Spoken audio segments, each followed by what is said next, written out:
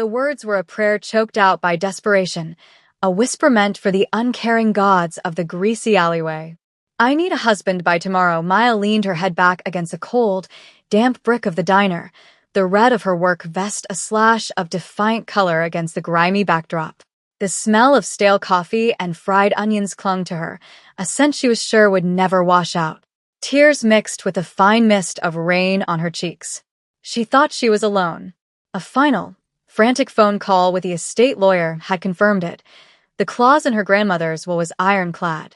To inherit the small house that was her only link to a stable past, she had to be legally married by her 25th birthday, which was tomorrow. A cruel, ridiculous joke played by a woman she had adored. A joke her predatory cousin, Marco, was waiting to cash in on.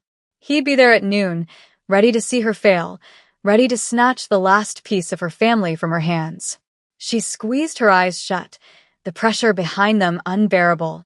It was impossible. A hopeless, frantic, final plea to an empty night. She was wrong. A shadow detached itself from the deeper darkness near the dumpsters. It was a man, tall and impossibly still, wrapped in a long gray coat that seemed to absorb the dim city light.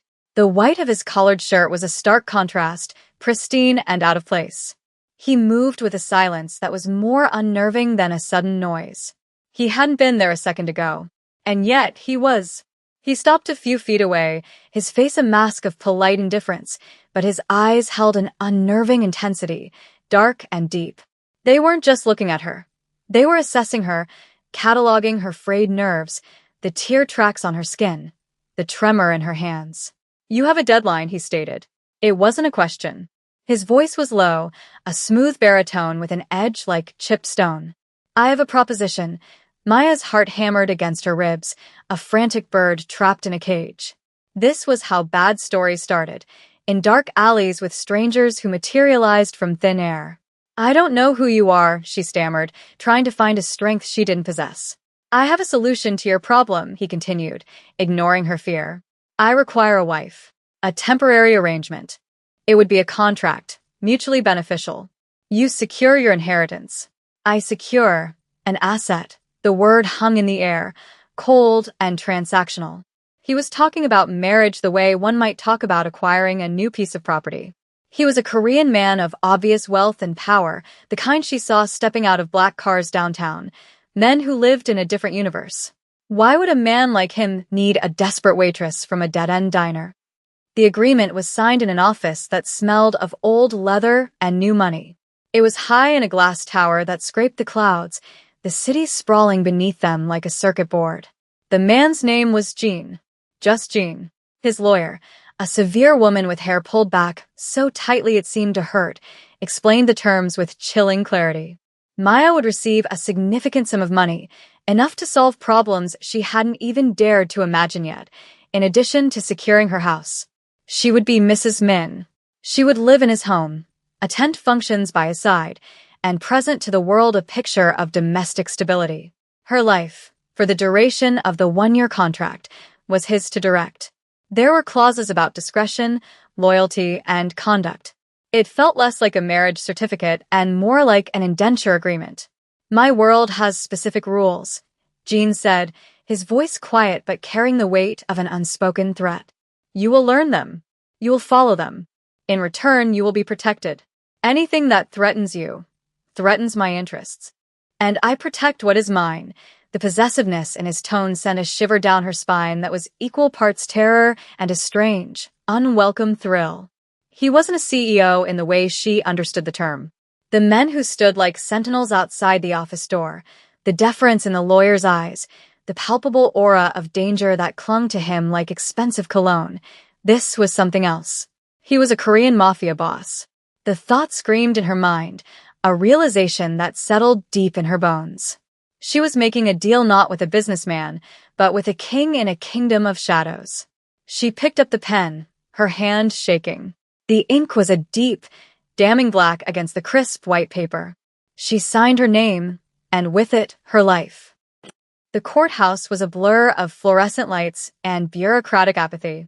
A bored judge mumbled words that legally bound her to the formidable man beside her. Jean was a statue of controlled calm, his hand a firm, warm presence on the small of her back. He wore a perfectly tailored black suit that made him look less like a groom and more like a beautifully dressed executioner. There was no joy, no ceremony, just the cold finality of a transaction completed. But the deal wasn't over. It had just begun. "We have an engagement this evening," he informed her in the back of a silent, gliding town car.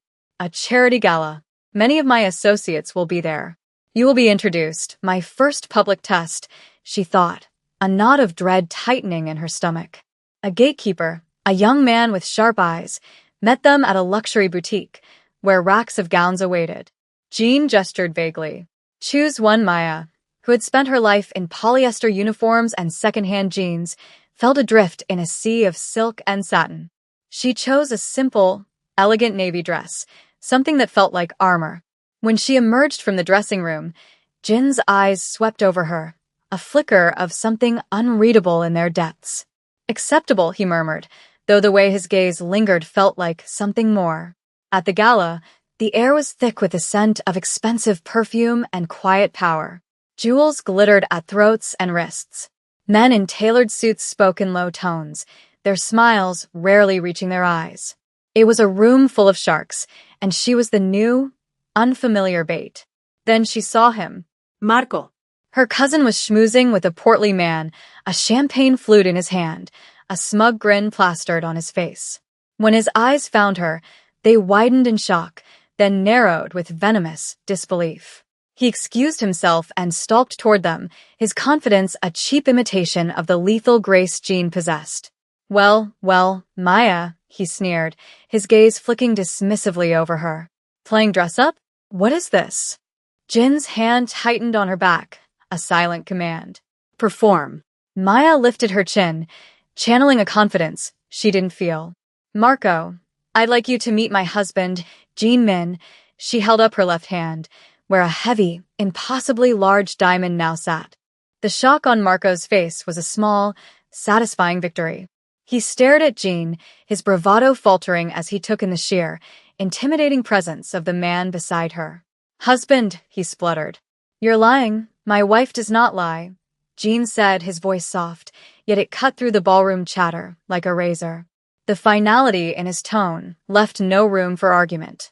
Marco paled, finally understanding he was no longer dealing with his timid, downtrodden cousin. He was facing a dragon, and he had just insulted its treasure. The test was passed, but the war had just been declared.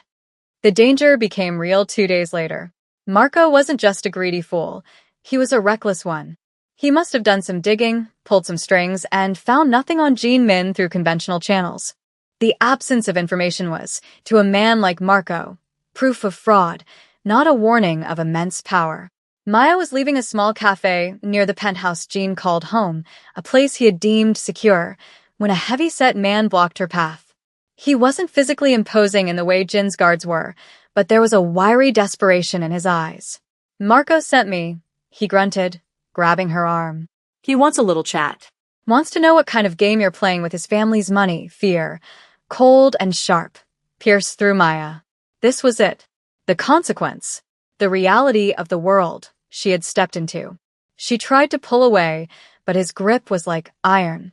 "Let go of me," she said, her voice trembling. He laughed, a harsh, ugly sound. "Not until we have our talk." Suddenly, a black car screeched to a halt beside them. Before the man could react, 2 of Jin's guards were out of the car, moving with a fluid, terrifying efficiency. They didn't speak. One simply grabbed the man's wrist, applying pressure until he cried out and released Maya. The other guard stood between her and the threat, a silent, immovable wall. Jean emerged from the car, his face a thunderous mask of cold fury. He didn't raise his voice. He didn't have to. The temperature on the street seemed to drop by 20 degrees. He walked slowly toward the man, who was now pale and sweating, held fast by the guard. Jean stopped directly in front of him, his dark eyes boring into the man's soul. "You touched my wife," he said, the words precise and deadly. He lifted a hand and adjusted his own cufflink, a small, deliberate movement that was more menacing than any overt threat. "You made 2 mistakes. The first was accepting a job from a fool. The second, he paused, his gaze flicking to Maya for a split second, was believing you would be allowed to carry it out. He nodded once to his men. They bundled the man into a second car that had appeared as if from nowhere and vanished into traffic. Jean turned to Maya, his expression unreadable but for the lingering storm in his eyes. He gently took her arm, his touch surprisingly soft as his thumb brushed over the red marks left by the other man's grip. This will not happen again, he vowed. It wasn't a comfort, it was a promise of brutal retribution. That night, she learned from a hushed conversation she overheard that Marco's messenger had been deposited on his doorstep, broken and terrified, with a simple message: stay away. The danger was real, but so was the protection.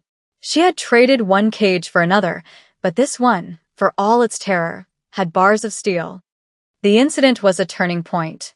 Jean realized that protecting Maya wasn't enough. She had to be able to protect herself, or at least project an aura of untouchability. She was a vulnerability, a soft target in a world of predators. That had to change. The next morning, she was introduced to Ms. Kim, a woman in her 50s with the posture of a drill sergeant and eyes that missed nothing. She was Jin's head of security, a former intelligence operative, and now Maya's personal tutor in the art of survival. Your husband believes you are a liability, Ms. Kim stated without preamble, her voice crisp and devoid of warmth. My job is to make you an asset. We begin immediately. The next 3 months were a blur of intense, grueling transformation.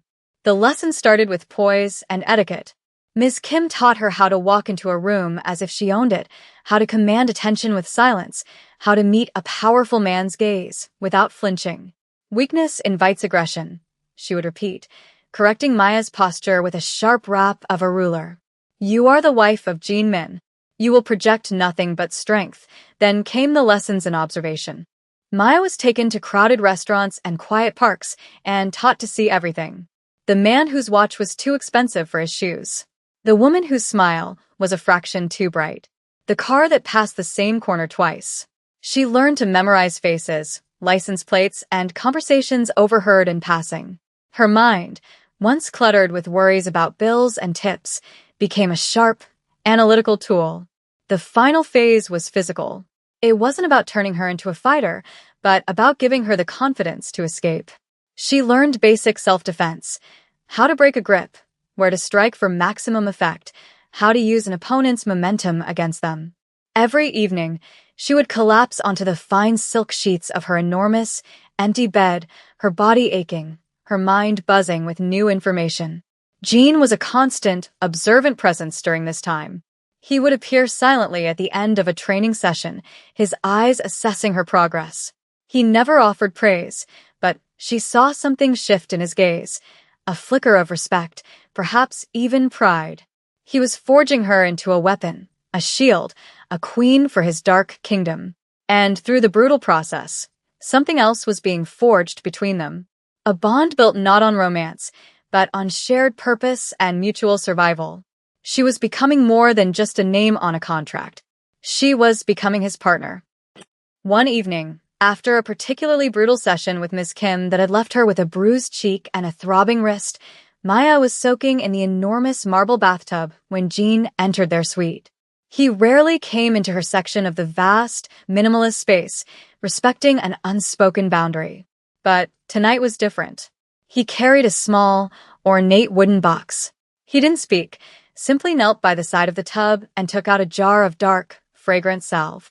This will help with the bruising, he said, his voice softer than she had ever heard it. He gestured for her hand.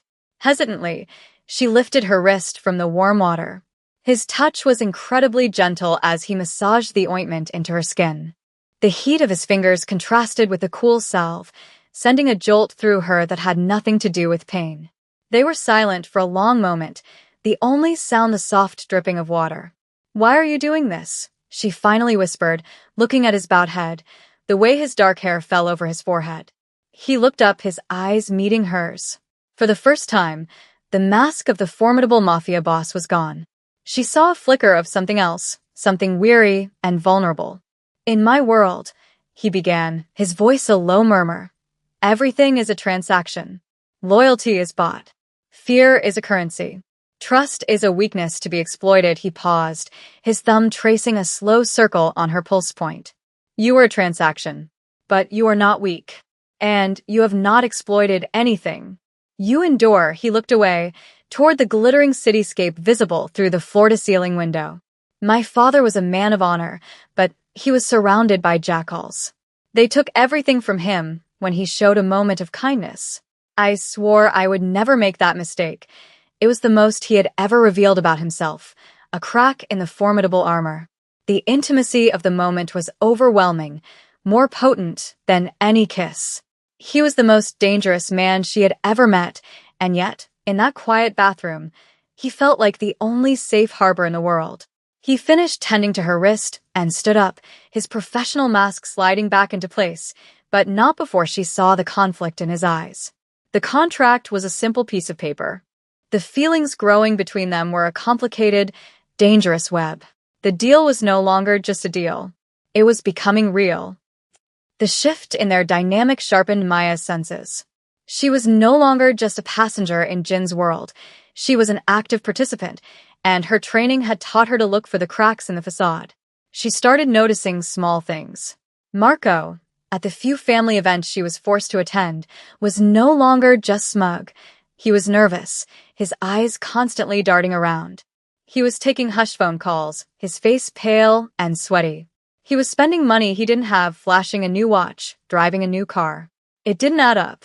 Using the observational skills Ms. Kim had drilled into her, Maya started to piece it together. She paid attention to the names Marco accidentally let slip, names she cross-referenced with the files she knew Jean kept in a study, a room she was forbidden from entering. One night, fueled by a gut feeling she couldn't ignore, she picked the lock. It was a simple trick Ms. Kim had taught her, intended for escape, but now used for infiltration. Inside, the room was a fortress of information. She found the file on a rival organization, a brutal faction known for their recklessness. And there it was, a sub-file on their recent financial dealings, detailing large, untraceable payments to several shell corporations. On a hunch, she searched for the account numbers Marco had once boasted about in a loud phone call. They matched. Marco wasn't just in debt. He was on the payroll of Jin's most dangerous enemy. He was a traitor.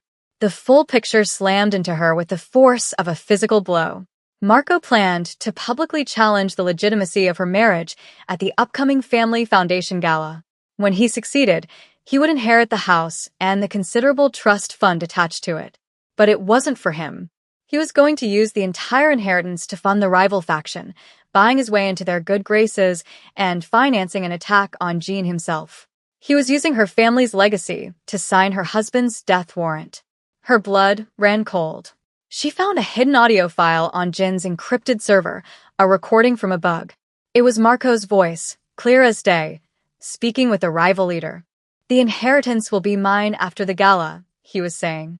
"And then, your problem with Jean Min will be solved." Permanently, this was it. The ultimate betrayal.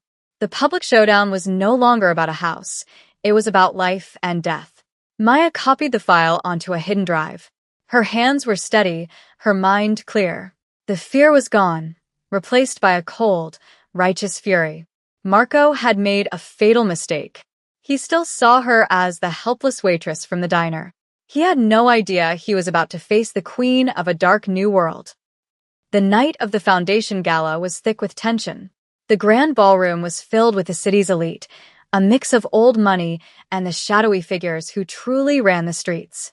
Jean was by her side, a bastion of calm, but Maya could feel the coiled energy beneath his stillness. He knew something was coming. He just didn't know she was the one holding the blade. Marco took the stage halfway through the evening, a triumphant smirk on his face. He held a microphone, his voice booming through the speakers, dripping with false sincerity. "Friends, family," he began, "I'm afraid I must bring a delicate matter to your attention. A matter of fraud, of deception, that affects the very heart of my dear departed grandmother's legacy." A hush fell over the room. All eyes turned to Maya and Jean. "My cousin, Maya, has presented this man," he gestured dismissively at Jean, "as her husband to claim an inheritance she did not earn. But their marriage is a sham." A lie concocted to steal what is rightfully mine. He produced a folder, waving it in the air. I have affidavits. I have proof. She was a desperate, broke waitress one day, and the wife of a supposed tycoon the next. It is a lie, and I demand it be exposed. The crowd murmured, their gazes turning from curious to accusatory. This was the moment Marco had planned, the public humiliation that would destroy her credibility and deliver him his prize. Jin's hand rested on her back, a silent offer of protection, of retreat. But Maya gently stepped away from him, moving toward the stage. She looked not at Marco, but at the assembled guests, her expression calm and resolute. He's right about one thing, she said, her voice clear and steady, amplified by a microphone a stagehand gave her. I was a desperate waitress. I was alone, and I was in trouble. She paused, letting the admission hang in the air. But he is wrong about the rest. She turned her cool gaze on Marco, whose smug expression began to falter. My marriage is very real. But Marco isn't interested in the truth. He's interested in money. Specifically, my grandmother's money. And he needs it badly from a small clutch purse. She produced a single USB drive. She handed it to the audiovisual technician. Please play the audio file labeled Betrayal. A moment of confusion, and then Marco's voice filled the silent ballroom, panicked and greedy. The inheritance will be mine after the gala. And then, your problem with Jean Min will be solved. Permanently, gasps echoed through the hall. Marco's face drained of all color. He was exposed, his treason laid bare for all to hear. The power in the room didn't just flip, it shattered. The whispers were no longer about her. They were about him. She wasn't finished. He wasn't just planning to steal from my family, she announced, her voice ringing with cold fury. He was planning to use our name and our legacy to finance a war against my husband. She turned to face the powerful, dangerous men in the room, men who understood the language of loyalty and betrayal better than anyone. He made a deal with your enemies. He is a traitor in your midst. The judgment in the room was swift and silent. Marco was no longer a man. He was a liability. He stumbled backward, his eyes wide with terror, as two of Jin's men moved toward the stage with grim purpose. Maya looked at Jean. The surprise, the shock, and the overwhelming pride in his eyes were her true victory. She hadn't been a damsel to be rescued. She had been the sword. In the quiet aftermath, the penthouse felt like a sanctuary above a conquered city. The adrenaline had faded, leaving behind a profound sense of clarity.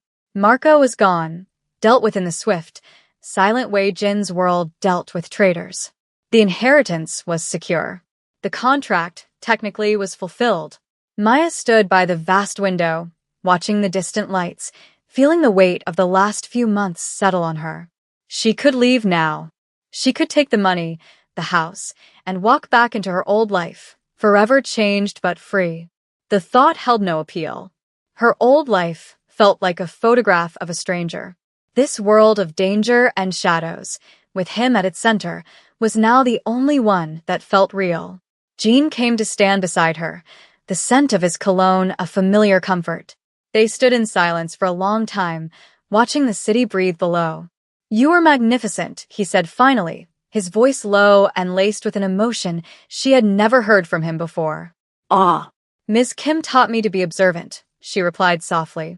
But she didn't teach me what to do. I did that on my own. Yes, you did, he agreed.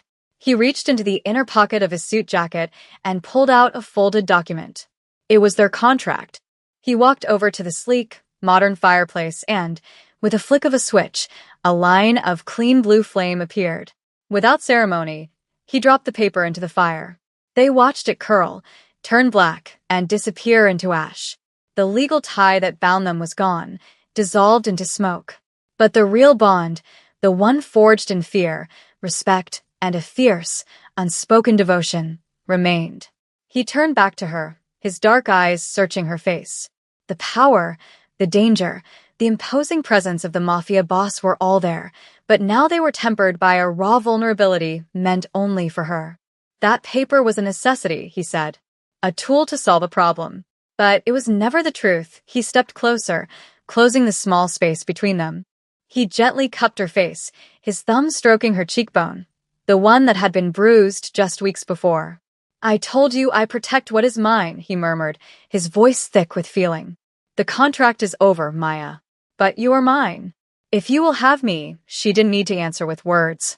She leaned into his touch, her heart, once frantic and scared, now beating with a strong, steady rhythm. She had walked into a deal with the devil and found an angel in the darkness. Her world would always be dangerous, but she would no longer face it alone. She had found her husband, not for a day, but for a lifetime. And in his arms, for the first time, she was truly home.